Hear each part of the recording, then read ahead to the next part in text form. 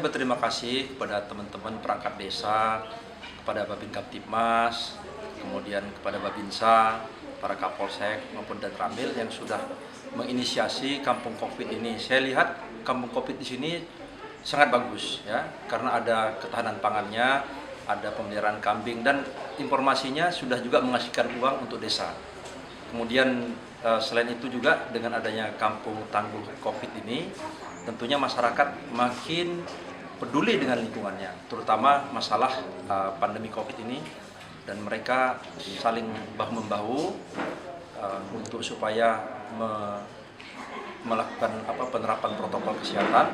Dan saya lihat fasilitasnya juga sudah sangat oke, sangat bagus.